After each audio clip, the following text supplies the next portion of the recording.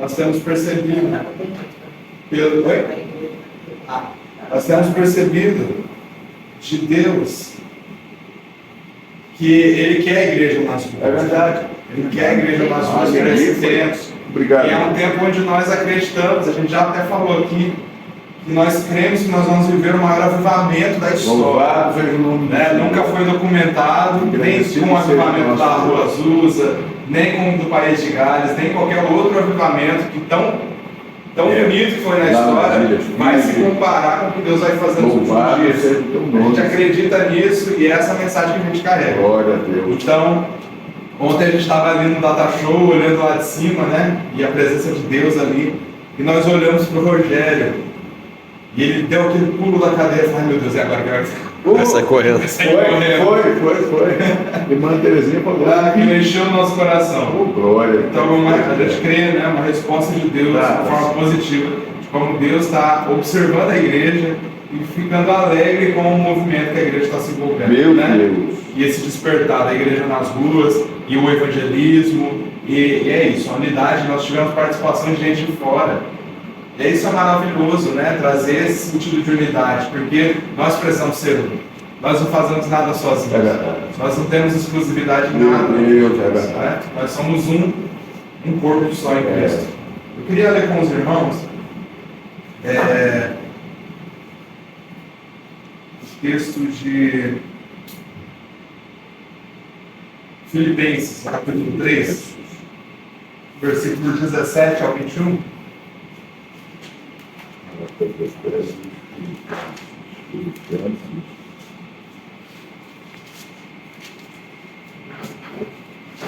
Paulo está dizendo: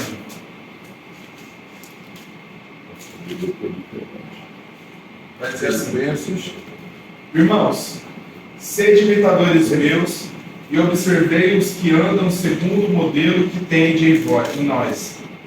Pois muitos andam entre nós, dos quais repetidas vezes eu vos dizia e agora vos digo, até chorando, que são inimigos da cruz de Cristo. O destino deles é a perdição, o Deus deles é o ventre, e a glória deles está na sua infâmia, visto que só se preocupam com as coisas terrenas. Pois a nossa pátria está nos céus, de onde também aguardamos o Salvador, o Senhor Jesus Cristo, o qual transformará o nosso corpo de humilhação para ser igual ao corpo da sua glória, segundo a eficácia do poder que ele tem, de até subordinar a si todas as coisas. Amém? Pode se sentar. Todas as coisas. Amém. O que Paulo está falando aqui? Ele está orientando a igreja. Lembra que Paulo fala, olha, sejam meus imitadores, como eu sou imitador de Cristo. Então Paulo ele não está chamando a atenção para si mesmo, né? Ainda que o texto superficialmente possa parecer que seja algo assim, mas a gente sabe que o fruto disso é que Paulo está tentando imitar a Cristo, então porque ele está tentando imitar o caráter de Cristo, ele quer que as pessoas também sigam dessa forma. Né? Então não há soberba, não há nada, né, no meio dessa fala de Paulo. Existe uma comparação entre as obras de Cristo e aquilo que ele tem ministrado para a igreja. Então ele está aqui realmente dizendo de novo: sejam imitadores meus, observei os que andam segundo o modelo que vocês veem em nós. E Paulo estava numa situação de prisão, né? Ele estava preso porque ele pregava o evangelho, ele denunciava o pecado e ele vivia ali exatamente aquilo que Jesus falou que ele deveria viver. Então ele está dizendo: olha, isso é o evangelho, então imitem isso que vocês estão vendo, o testemunho que vocês estão vendo, que é o testemunho de Cristo. E aí ele faz uma denúncia, ele fala que entre nós, do nosso meio, né, já naquela época, nós temos pessoas que se infiltram no nosso meio, que parecem que são são nossos, mas na verdade eles são inimigos da cruz de Cristo, porque são aquelas pessoas que não se converteram verdadeiramente, né? E aí a Bíblia vai falar, né, Paulo vai dizer que o destino deles é a perdição, o Deus deles é o ventre, e a glória deles está na sua infâmia, visto que só se preocupam com as coisas terrenas. E olha que preocupante é isso, né? Paulo não está falando de quem está fora da igreja, quem ainda vive no mundo. Quem vive no mundo já sabe o que vai colher, né? Ou às vezes nem sabe, mas nós sabemos, porque nós estamos em Cristo. Mas ele faz essa denúncia, dizendo que alguns entre nós não experimentaram essa nova vida em Cristo.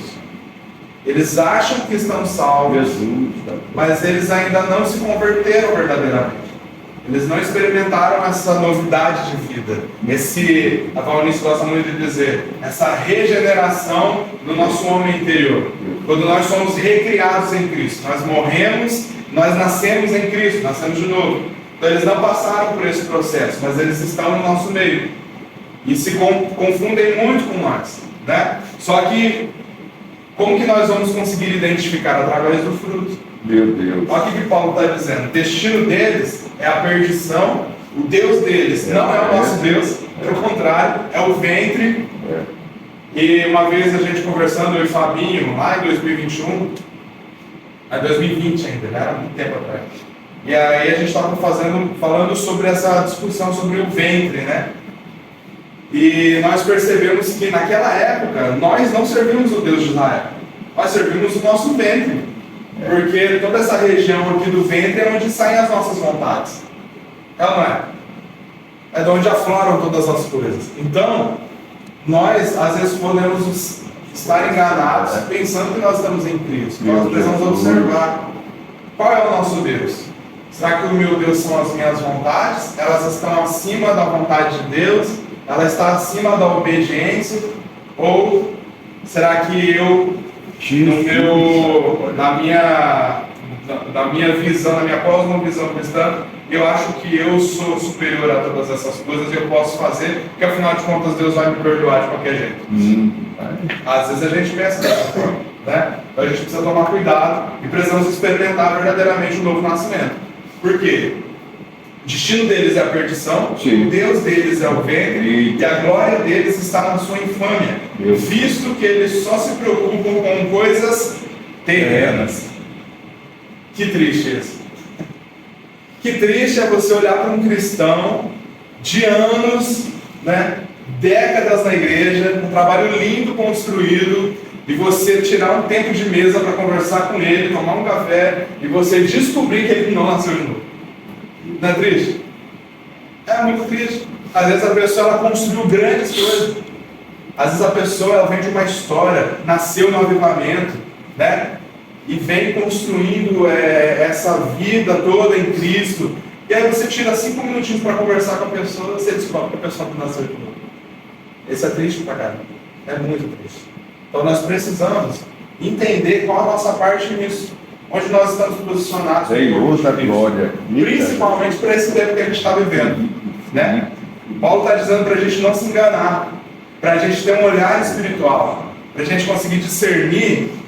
Mas a partir de uma ótica onde nós nascemos de novo. Porque não adianta eu observar isso tudo e olhar para o meu irmão e ver que ele tem ainda algumas falhas de caráter, mas eu também tenho as minhas falhas de caráter. Isso aí. Está entendendo? Então é algo que nós precisamos nos incluir. Vocês se lembram de Daniel? Daniel estava lá na Babilônia e aí ele percebeu que os 70 anos da profecia, lá acho que de Jeremias, tinha se passado. E aí tinha chegado o tempo da libertação do povo. Então o que ele fez? Ele foi orar. Ele foi orar, você vai ver isso em Daniel 9.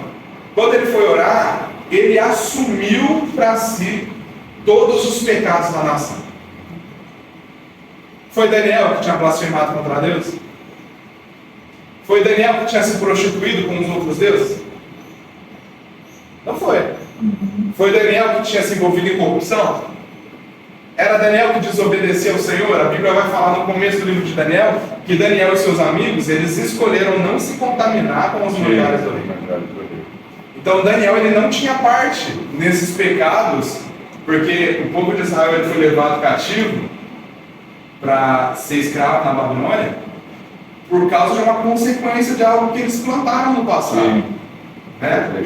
Eles plantaram o pecado, eles plantaram a desobediência, eles não ouviram o que Deus falou para Josué: olha, esforça-te, tem bom ânimo, né? Para você meditar, se esforçar para meditar nas palavras do Senhor, na lei dia e noite, para que você tenha sucesso na sua vida. Eles desprezaram o Senhor. E por isso, eles foram levados cativos. Né? Quando isso aconteceu, Daniel, e ele entendeu pela profecia que chegou o tempo de Jerusalém, do povo cativo voltar para Jerusalém, ele orou ao Senhor. Ele orou ao Senhor numa confissão de pecados. Ele assumiu como se todos aqueles pecados de toda a geração que tinha vindo antes dele e que tinham ocasionado eles nessa prisão na Babilônia, esse cativeiro, ele reconheceu que ele fazia parte disso, apesar de ele não fazer. Quer falar? Que haja em vós o mesmo sentimento que houve em Cristo Jesus, que assumiu o pecado de todos. Então, o que aconteceu com Daniel foi algo parecido com o que aconteceu com Cristo. Então, Daniel, ele assumiu para si os pecados da nação. Cristo assumiu os nossos pecados, os pecados do mundo todo. Né? E é por isso que nós precisamos honrar a isso, honrar o que Deus fez. Quando isso aconteceu, Daniel, ele assumiu os pecados e agora ele pode... o Senhor respondeu a Daniel, trouxe ao povo de volta à terra de Israel, né? O povo ali de Jerusalém. Então, a nossa pátria está nos céus, como diz Paulo. Está dizendo aqui que as pessoas, esses que estão no nosso meio, eles se preocupam mais com as coisas terrenas do que com as coisas espirituais. Então, olha que importante. Eu acho que eu perdi um pouquinho a construção que eu estava fazendo. Eu acredito que você está construindo para o seguinte: nós temos Daniel, temos Moisés, temos Jesus Cristo com o mesmo sentimento. Né? Onde, por exemplo, se eu pego o Moisés, por exemplo, naquela situação com o povo lá, onde Deus falou: vou destruir todo mundo, quero que você vá para lá e construa uma nova nação. Ó, Senhor, se esse povo que a gente tirou do Egito não for com a gente, risca meu nome no livro da vida. Isso. Se colocar no lugar do outro. Exatamente. É nessa linha. Foi a última conversa que a gente Paulo está dizendo exatamente isso. Paulo está diante de um povo que está se confundindo com o povo de Deus, mas na verdade eles não são de Deus. Eles estão enganados, porque eles estão preocupados mais com as coisas terrenas, assim como era no passado. E aí Paulo vai dizer que então a nossa pátria ela está nos céus. O que Paulo está dizendo com isso? Ele está dizendo que a nossa expectativa deve ser o céu, não as coisas dessa vida, né? Não as coisas dessa terra, não as coisas terrenas que ele está falando. Então, nós precisamos observar a nossa vida e ver onde está o nosso coração. Meu Deus! Nós precisamos observar e ver onde estão as nossas construções. Né? Nós falamos aqui que às vezes a gente se depara com pessoas que construíram grandes coisas para o reino de Deus, que abençoam vidas, mas de repente essa pessoa se depara numa situação onde ela não está salva. Então Paulo está fazendo essa advertência para a gente. E ele traz essa esperança: a nossa pátria está nos céus, de onde também aguardamos o Salvador, o Senhor Jesus Cristo, o qual transformará o nosso corpo de humilhação para ser igual ao corpo da sua glória, segundo a eficácia do poder que ele tem, até de subordinar a si todas as coisas. Meu Deus! E aí eu queria chamar a nossa atenção hoje para a nossa expectativa futura. Para onde nós estamos indo? Nós somos salvos em Cristo, estamos caminhando com Ele, mas qual é o nosso destino final? Para onde nós queremos ir? Nós sabemos que a nossa pátria está no céu, mas que pátria é essa? Jesus falou: na casa de meu pai há muitas moradas, se não fosse assim, eu vou ter dia dito, vou preparar-vos o lugar, virei então e vos levarei para mim mesmo, para que onde eu estiver sejais vós também. Então Jesus ele foi preparar um lugar. Que lugar é esse? Que a Bíblia vai chamar de Nova Jerusalém, a mansão celestial. Paulo vai falar sobre a nossa pátria está no céu. E eu queria ler com você Apocalipse 21.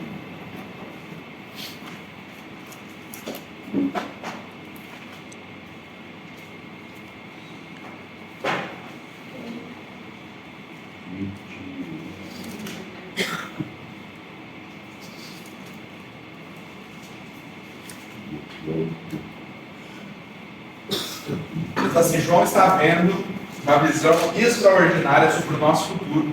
E ele vai dizer: eu vi então um novo céu e uma nova terra, pois o primeiro céu e a primeira terra tinham passado e o mar já não existia. Eu vi a cidade santa, a Nova Jerusalém, que descia do céu da parte de Deus, preparada como uma noiva, adornada para o seu marido. Ouviu uma forte voz que vinha do trono e dizia: agora o tabernáculo de Deus está com os homens, com os quais ele viverá, e eles serão os seus povos. O próprio Deus estará com eles e será o seu Deus. Maravilhoso. Ele enxugará dos seus olhos toda lágrima. Não haverá mais morte, nem tristeza, nem choro, nem dor, pois a antiga ordem já passou. Aquele que estava sentado no trono disse: estou fazendo novas todas as coisas. E acrescentou: escreva isso, pois essas palavras elas são verdadeiras e dignas de confiança. Diz-me ainda: está feito, eu sou o alfa e o ômega, o princípio e o fim. Quem tiver sede, darei de beber gratuitamente da fonte da água da vida. O vencedor herdará tudo isso, e eu serei o seu Deus, e eles serão meu filho. E ele será o meu filho. Amém? Então, olha que maravilha. Nossa expectativa é isso aqui. É a nova Jerusalém celestial. É onde nós vamos morar com o Senhor. Não haverá mais sofrimento, não haverá mais dor. Então nós precisamos criar esse ambiente na nossa, criar essa visão para que a gente consiga vencer. Para que a gente não se perca no caminho. Para que a gente não construa grandes coisas para o reino de Deus e de repente em determinado momento a gente se depare com a velha criatura. Porque o nosso objetivo é o céu, o nosso objetivo é a nova Jerusalém, o nosso objetivo é estar para sempre com o Senhor, é estar para sempre com o nosso Deus. Tem uma coisa interessante que na situação em que Pedro está conversando com Jesus, e aí Pedro pergunta: e nós que deixamos casa, deixamos carro, deixamos carro, não tinha carro, deixamos casa, deixamos família, deixamos tudo por causa do Senhor, o que nós receberemos? E o Jesus responde para ele: olha, vocês vão reinar comigo e vão julgar as 12 tribos de Israel e os outros que vierem depois de vocês, que fizerem as mesmas coisas, que é o nosso caso, eles receberão 100 vezes tanto no futuro, no dia da regeneração. Tá? Então existe um dia que nós estamos esperando para receber todas essas coisas. Porque o Senhor nos prometeu, nós vamos reinar com Ele. E aí eu gostaria de fazer um paralelo aqui entre Nova Jerusalém, que é algo que nós esperamos, e o milênio de Cristo. Haverá um período de 1000 anos, onde nós reinaremos com o Senhor. Todos sabem do milênio? Todos sabem que nós reinaremos com o Senhor? Todos sabem que quando a gente consegue observar essas coisas, a nossa vida ela começa a ter um sentido diferente. Nós começamos a viver de forma intencional. Então nós não vamos ser levados pelas tentações. Nós não vamos ser levados pelas ofertas que o diabo nos coloca na nossa vida. Porque os nossos olhos estão fixos na recompensa final. Os nossos olhos estão fixos num período onde nós vamos governar com Cristo. Glória a Deus. Os nossos olhos estão na nossa esperança, ela é o Senhor. Então, qualquer oferta do diabo para a nossa vida vai se tornar pequena perto daquilo que Deus tem para nós. Isso é muito importante a gente ter esse deslumbre. A Bíblia vai dizer que quando Jesus voltar e abater os seus inimigos, haverá um novo céu e uma nova terra. Então vai iniciar um período de 1000 anos, porque Satanás ele vai ser preso durante esses 1000 anos. Depois que passarem os 1000 anos e nós estivermos reinando com Cristo nesse período, Satanás vai ser solto de novo. E você não sabe, mas Satanás ele vai ser solto e ele ainda vai conseguir enganar muita gente. Depois de 1000 anos. Então às vezes a gente pensa que nós já estamos no fim de todas as coisas, mas não, nós estamos no fim dessa era que antecede a vinda de Jesus. Mas quando Jesus voltar, muitas coisas ainda vão acontecer. Entende? Nós não acaba aqui. Muitas coisas vão acontecer. Então, nós vamos reinar com Cristo 1000 anos. E a Bíblia vai falar que é um governo de paz. Nós não conhecemos ainda nenhum governo justo. Nem do Lula, nem do Bolsonaro, nem de qualquer outro governante, nem Davi, nem Salomão. Nenhum dos governantes que estiveram presentes na história, governando as nações, nenhum deles se compara ao reino de Cristo. Porque o reino de Cristo, ele é um reinado de paz, é um reinado verdadeiro e justo. E quantos justos você conhece que governam o país? Não existe. Então nós não experimentamos ainda esse reinado. Nós vamos experimentar quando Jesus voltar. Então nós estamos nessa expectativa. Deus vai recriar todas as coisas. Deus ele vai recriar. O governo será o governo de Cristo. A Bíblia vai falar que ele vai governar as nações com vara de ferro. E aí tem uma coisa interessante, porque nós observamos que existe nesse milênio a Nova Jerusalém e existem as nações que estão em volta da Nova Jerusalém. Para onde nós estamos indo? Para onde nós vamos? Nós vamos morar com Jesus na Nova Jerusalém? Ou nós seremos uns dos que vamos morar nas nações que estarão trazendo seus tesouros para os pés da Nova Jerusalém em volta da cidade? São duas coisas diferentes. São duas coisas completamente diferentes. Porque a terra vai ser reconstruída. O profeta Isaías, no capítulo 65, ele vai profetizar sobre esse novo tempo, sobre esse novo céu, sobre essa nova terra, sobre a nova Jerusalém que Deus vai criar. E ele vai dizer, lá no capítulo 65, no versículo 17: Pois vejo, criarei novos céus e nova terra, e as coisas passadas não serão lembradas, jamais virão à mente. Alegrem-se, porém, e regozijem-se para sempre no que vou criar, porque vou criar Jerusalém para regozijo e o seu povo para alegria. Por Jerusalém me regozijarei e em meu povo terei prazer. Nunca mais se ouvirão nela voz de pranto, nem choro de tristeza. Nunca mais haverá nela uma criança que viva poucos dias, e um idoso que não complete os seus anos de idade. E quem morrer aos 100 anos ainda será jovem, e quem não chegar aos 100 será maldito. Uma pausa aqui. Exatamente. A turma está querendo me dar um. Agora uma pausa aqui. 100 anos. Olha o que a gente acabou de ler. Nunca mais haverá nela uma criança que viva poucos dias, e um idoso que não complete os seus anos de idade. E quem morrer aos 100 anos ainda será jovem, e quem não chegar aos 100 anos será maldito. Vocês observaram que ele está falando do novo céu e da nova terra que Deus está criando? Então significa que ainda vai ter morte nesse novo céu e nova terra? Mas a gente não acabou de ler em Apocalipse que não haverá mais morte, não haverá mais tristeza, não haverá mais pranto. A gente jogou a prega nesse capítulo 21 da terra que permanecer aqui, não vai dar uma morte. Quando João está vendo o Apocalipse, ele está vendo e falando sobre a Nova Jerusalém. E aí a gente vai ler lá no capítulo 21 ainda, de Apocalipse. Um pouquinho mais para frente.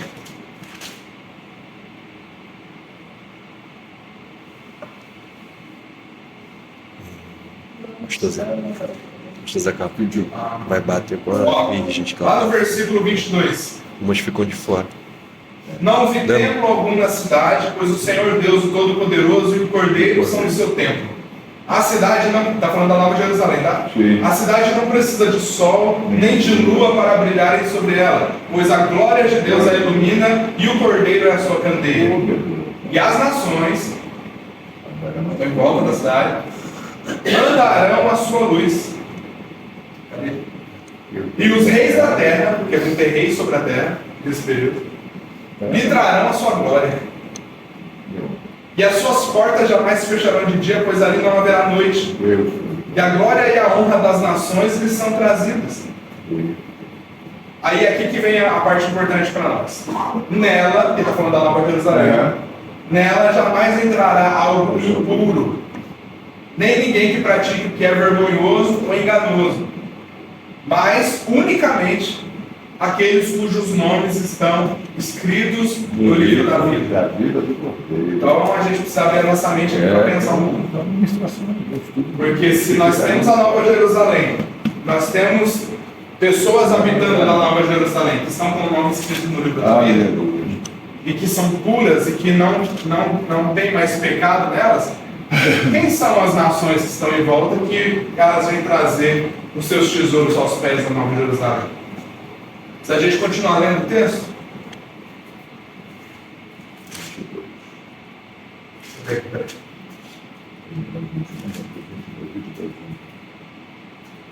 A Bíblia vai dizer que a árvore da vida, que está dentro da Nova Jerusalém, ela serve de cura para as nações. Aleluia. As folhas da árvore da vida, vou abrir aqui para a gente ver o texto, para ficar só nas minhas palavras. Apocalipse 22. 22. É 22. Do 2. Essa aleluia. Apocalipse 22, no versículo 2. 2. Vai dizer, João, que então o anjo me mostrou o rio da água da vida, que translúcido como cristal fluía do trono de Deus e do Cordeiro, e que passa no meio da rua principal da cidade. Então ele está falando da Nova Jerusalém. De uma outra margem do rio estava a árvore da vida, que produz 12 frutos, de mês em mês. E as folhas da árvore da vida servem para a cura das nações. Olha que legal. Glória. Mas a Bíblia está dizendo que quem está dentro da cidade não tem nada de impuro, mora ali e é feliz para sempre, que a gente acabou de ler. Mas dentro da cidade também tem a árvore da vida que traz cura para as nações. Então você está pensando que você vai morar dentro da cidade e vai ficar de boa? Não. Quando Jesus fala dos trabalhadores, quando Jesus fala sobre o galardão, quando ele fala que nós vamos reinar, é porque nós vamos servir as nações. Continuar trabalhando. Só que tem uma coisa que nos diferencia. Se nós vamos morar na Nova Jerusalém, não existe mais pecado em nós. Glória a Deus. Não existe mais. Quando Jesus ele é questionado sobre o dia da ressurreição, que aí, agora não lembro se são os discípulos, mas eles perguntam para Jesus. Oi? São os São os fariseus que perguntam? Não, eles perguntam para Jesus assim: olha, a esposa de fulano que morreu casou com o irmão dele. Isso. E aí, o irmão também morreu, ela casou com outro irmão. Sim. E aí, o irmão morreu também, ela casou com outro irmão. E aí, e assim foi. No dia da ressurreição, Sim. ela vai ser casada com quem? E aí, o que Jesus responde para eles? Com ninguém. Porque no dia da ressurreição, nós seremos como os anjos. Não tem. Mas Isaías está dizendo para nós que nesse período de 1000 anos que a gente ainda vai viver reinando com Cristo, ainda haverá idoso e criança que viva mais de 100 anos e não vai morrer antes. E se morrer antes, vai ser maldito. Está entendendo? Será que Isaías está falando sobre as pessoas que moram na Nova Jerusalém? Ou ele está falando sobre as pessoas que ainda precisam de cura nas nações? Então é um assunto bem amplo, mas é importante da gente observar, porque é para lá que a gente está indo, não é? Como é que a gente vai direcionar a nossa vida? Nós queremos morar na Nova Jerusalém, porque se nós queremos morar na Nova Jerusalém, hoje, que dia que é hoje? 26. Dia 26/2, às 10h55 da manhã, nós precisamos extirpar todo o pecado da nossa vida. Eita, Jesus. Meu Senhor. Todas as nossas predisposições ao pecado. Porque quem vai morar na Nova Jerusalém vai ser um povo puro. Lembra quando, acho que é Salmo 24? Vamos abrir? Vamos.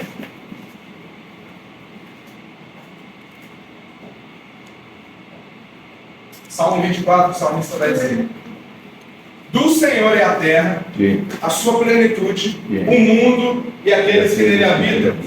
Porque ele afundou sobre os mares e afirmou sobre os rios. E quem subirá ao monte do Senhor? E quem estará no seu lugar santo?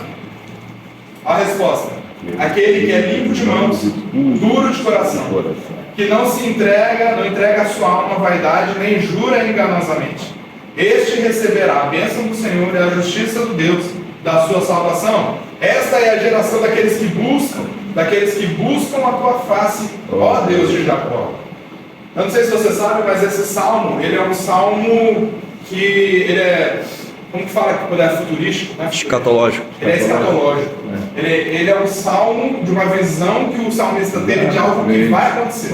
Então ele está de frente com os portões da Nova Jerusalém, vendo o que vai acontecer. Olha o que ele vai dizer aqui agora. Esta é a geração daqueles que buscam a tua face, ó Deus de Jacó. Levantai, ó portas, as vossas cabeças, levantai-vos, ó portais, entradas eternas, e entrará o Rei da Glória. Quem é esse Rei da Glória? O Senhor forte e poderoso, o Senhor poderoso na guerra. Por que ele está falando que é o Senhor poderoso na guerra? Porque quando Jesus voltar, a Bíblia vai dizer que da sua boca vai sair uma espada afiada que vai desfazer com todos os inimigos. Jesus, a glória. Com o sopro da sua boca, ele vai exterminar com todos os nossos inimigos. Olha isso. Então ele está vindo de uma guerra. E ele é vitorioso na guerra. Quem é esse Rei da Glória? O Senhor forte e poderoso, o Senhor poderoso na guerra. Sim. Levantai, ó portas, as vossas cabeças, levantai-vos, ó entradas eternas, e entrará o Rei da Glória. Quem é esse Rei da Glória? O Senhor dos Exércitos. Ele é o Rei da Glória. Glórias a ti, Senhor. Amém? Amém. Maravilha. Então, nós precisamos saber onde nós queremos Senhor, estar. Engrandecido. Eu não sei se vocês já ouviram esse tipo de palavra, mas está na Bíblia. E nós precisamos pensar sobre elas. Nós precisamos pensar sobre o nosso futuro. Nós não podemos viver a nossa vida de qualquer jeito, nós precisamos viver de forma intencional. Se nós sabemos o que está por vir, nós vamos direcionar de acordo com o curso que nós devemos chegar. Então agora eu sei que existe uma nova Jerusalém, mas eu também sei que dentro desse período vai existir as nações que vão precisar de cura. E quem vai ajudar essa nação a se curar e vai levar a folhinha da árvore da vida para essas nações são as pessoas da Nova Jerusalém. Porque a Bíblia diz: onde eu quero estar? Porque se eu quero morar com Jesus na Nova Jerusalém e ajudar ele a reinar nas nações e ser um dos seus servos, Santo. eu preciso purificar agora o meu coração. Eu preciso abandonar agora o pecado. Eu preciso abandonar qualquer tipo de influência que vai me arrastar para o pecado. Lembra que a Bíblia vai dizer que a gente deve fugir da aparência do mal? Ele está falando, a Bíblia vai falar, ela vai tentar nos instruir para nós entrarmos na Nova Jerusalém. Não para a gente ficar do lado de fora. Eita glória! Entende? Todas as instruções de Jesus, quando ele vai falar no Sermão da Montanha, que o Sermão da Montanha é algo bem interessante, né? O Sermão da Montanha ele é um modelo de como nós habitaremos na Nova Jerusalém. A lei orgânica. Então não vai haver ofensa, né? Nós seremos felizes, haverá um perdão coletivo, aquela coisa toda maravilhosa. Então, quer saber como que a gente vai morar na Nova Jerusalém? Dá uma olhadinha no Sermão da Montanha. Sermão da Montanha, quando Paulo fala sobre as obras da carne, sobre o fruto do Espírito. Aqui em Apocalipse mesmo, acho que no capítulo 22, ele vai falar das pessoas que ficaram de fora da cidade. Entende? Então, a preocupação de Jesus é que nós entremos na cidade. Porque dentro da cidade não vai haver nada que seja impuro, nada que seja corrompível. Entende? Então, essa é uma mensagem que o Senhor já tem falado ao nosso coração, já faz um tempo. Meu Deus. A gente ministra ela no nosso curso da Escola de Mídia e Missão, porque o Senhor nos despertou para isso. Nós queremos entrar na Nova Jerusalém. Amém. Lembra ontem que a gente estava cantando? Céu começa a se abrir, toda a terra se dobrou a ti. Cristo, Rei dos Reis, os caras vai falar da Nova Jerusalém, da nossa expectativa. Mas será que nós estamos cantando sabendo para onde nós estamos indo? Será que a gente está cantando sabendo se a gente vai realmente entrar lá? Porque o nosso nome precisa estar escrito no livro da vida e do Cordeiro. Amém? Amém. Deus nos abençoe. Glória a Deus. Que a semente da Nova Jerusalém seja plantada no nosso Paz a coração. glória. Sejamos verdadeiramente habitantes dessa cidade. Que a Bíblia vai falar, Paulo vai dizer que é a nossa pátria. Nossa pátria ela está no céu. Muito obrigado. E dela nós esperamos viver. Amém. Amém. Glória a Deus. Senhor, que maravilha.